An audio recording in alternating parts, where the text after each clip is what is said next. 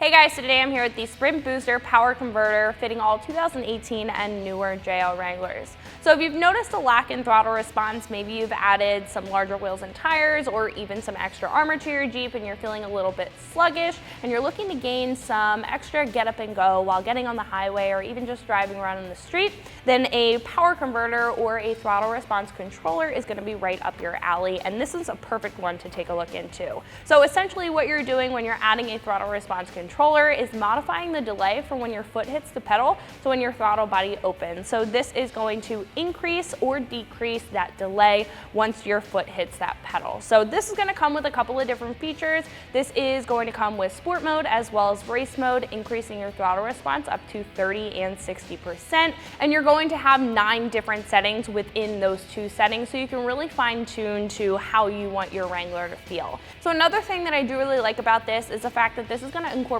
a little bit of security even within this small device, and very user-friendly device, should I say. So this is going to have a pedal lock feature as well as a valet mode that's going to delay that response up to 55, 65, and 75%. So once you're done cruising around the street, you hand the keys to the kids, this is not going to allow them to reach that 30% or 60% increase, because you do have a security key that you have to put into this, as well as the pedal lock mode that is going to give you a little bit of security and not let you access this device without that 3-digit code. So I would like to mention that this is not going to be a tuner, and this is not going to increase your horsepower and torque numbers or allow you to change any parameters within your ECU. This is only going to modify your throttle response from your gas pedal. So if you are interested in giving your Wrangler a little bit more horsepower or changing up some things in the ECU, then you would want to look into some tuner options. However, if you're just looking to get that extra get up and go while you're getting on the highway or cruising around on the street, then this is going to be a really good option to take a look at. So this is going to be priced at roughly $300, and I think that that's a pretty fair price point for what this comes with, and it's honestly a very average price point for a throttle response controller. So when we take a look at other throttle response controllers on the page, usually they're set around that same price point, but some may operate differently or some may have more or less modes. So in comparison to this, which is very user-friendly, very compact, some may have larger controllers or have Bluetooth connectivity, and some may just have dials where you can fine-tune them in, but you don't get a little screen on there which will allow you to actually know which mode you're in. So in my personal opinion, I think this is very easy to use. It's also very compact, meshes very well with the interior, and isn't a big eyesore. And overall, I think this is a really good device, especially for that price point at $300. So install is going to be a very easy 1 out of 3 wrenches on the difficulty meter. You're just going to need one tool, and that tool is optional to get this thing installed. So speaking of the install, let's jump into that now. The tool that I used for my install was a flathead screwdriver.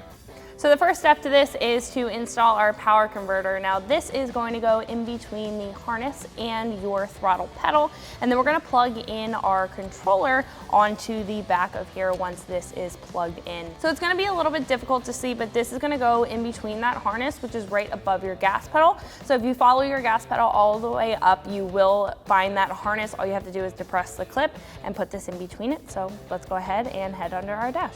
So with a small flathead screwdriver, what we're going to do is pop this red tab here out towards us. So I'm just going to wiggle this in the top, kind of pry this forward, and once we have that fully out, what we can do is wiggle that off. So we can grab our Sprint booster, making sure that the female side is facing down and the male side is facing up.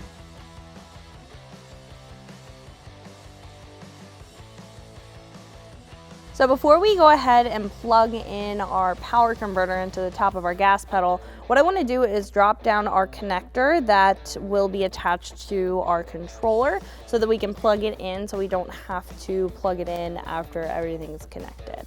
So this is going to go to the back of our power converter, and I am just feeding this down next to our steering wheel here. And this should come out the back side. So now that we pass the wire through, what we can do is pull this down, make sure that it's going above this metal brace underneath our dash here. Then we can plug it in the back side of our power converter. Once that clicks into place, then we can connect this to our gas pedal. That should click into place.